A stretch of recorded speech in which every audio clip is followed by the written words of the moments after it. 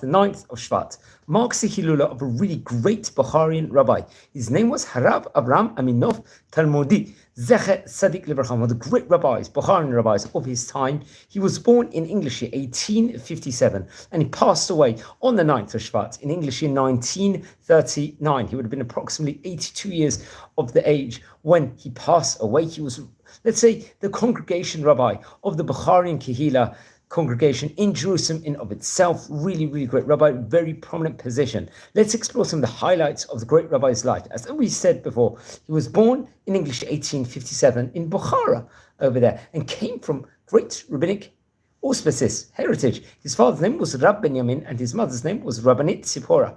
When he was young, he would learn in the yeshiva, I believe, of his grandfather, Rabbi Pinchas. Very interesting. He was nicknamed, I believe, the Pinchas HaKatan.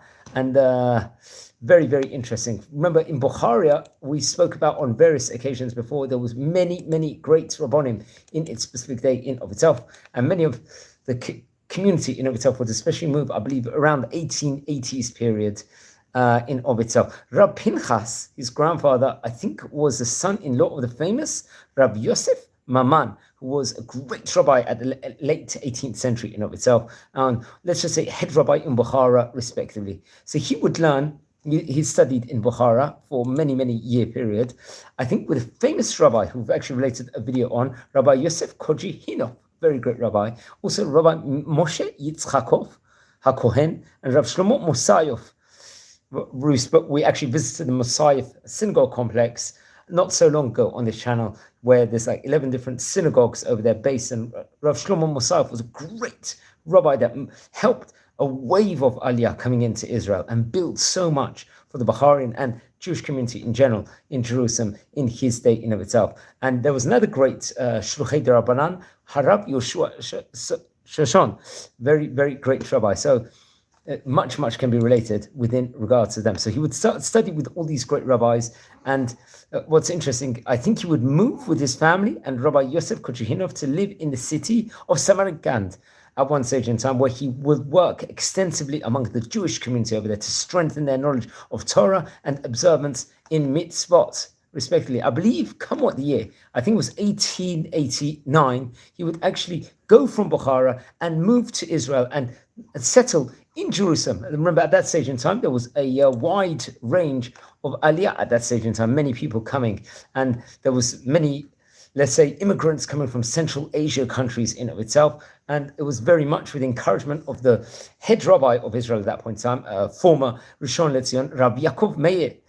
And there was, I think, an Irgun called the Chovei Tzion, which established with the aim to provide, let's say, the needs of the Bukharian community in of itself in Jerusalem.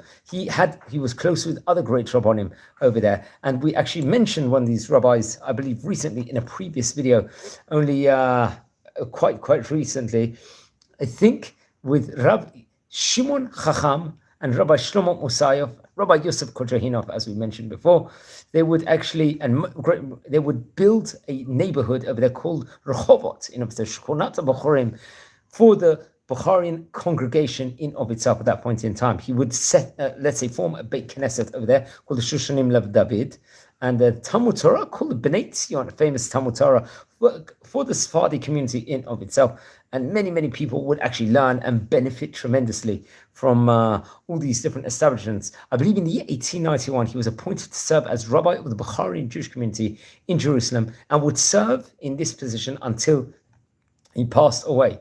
It's the Rehovot neighborhood very much was very prominent neighborhood in of itself in, let's just say, in Israel, in Jerusalem. I think it was that point in time during the First World War, especially, there was issues, and this was all over. It was a turbulent time all over Israel in of itself, and it was headed by Rab Avraham, I believe, this committee.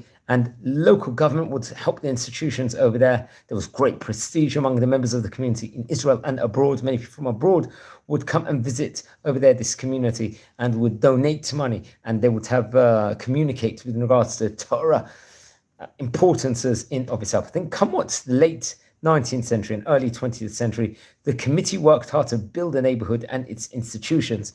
There were luxurious buildings reported over that were very, very much built at that point in time. Let's just say, it was splendid buildings. And just saw the beauty with regards to, I think there was Armon, the Beit Davidov also, which is a place I think we visited, and the Beit Meshayov, I think, which actually based quite near Ben Yehuda Street, King George Street in of itself, respectively.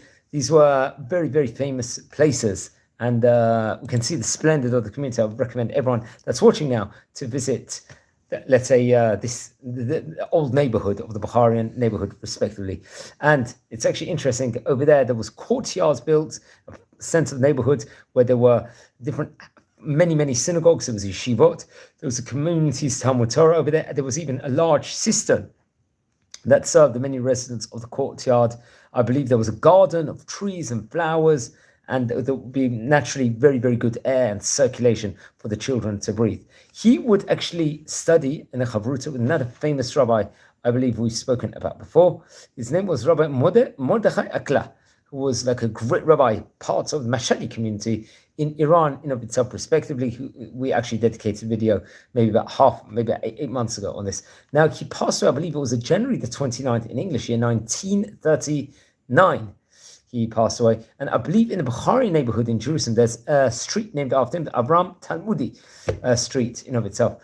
He had his son, after his death, after he passed away, there was another great rabbi, Rabbi Moshe Yitzchak HaKohen, Rabbi we've spoken about before, would actually be appointed to serve as the community's leader. He himself lived between 1865 to 1943, respectively, quite long, and was a long period, I believe, as a chief rabbi, if I'm not mistaken. Now, he wrote great Torah books in of itself. Let's explore some of the Torah colossal works that he wrote, including Likutei Dinim, which was, let's say, a translation from, I think, the Bukharian language in of itself. It will come out, I believe, in the year 1890, and 1891, different halakim, different volumes.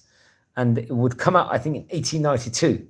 And it was, I think, the first volume dealt with Yoredea, the laws with regards to that, in 1893. And there was a construction of Eben Ezer, different parts of the code of Jewish law, the Shulchan Aruch. Then there was Shulchan HaTahor, which was another great Torah work in of itself. I believe that came out in the year 1894. And there was other great works he was connected to in of itself. Now, he passed away, as we stated before, in the English year 1939. So we're talking about 86 years ago from the time of recording. He was one of the great rabbis of his time, famous Bukharian rabbis in of itself. Please don't forget to light candles in his memory. Friends, we're a community here. We're learning about the great Oriental Rabbanim of yesterday year.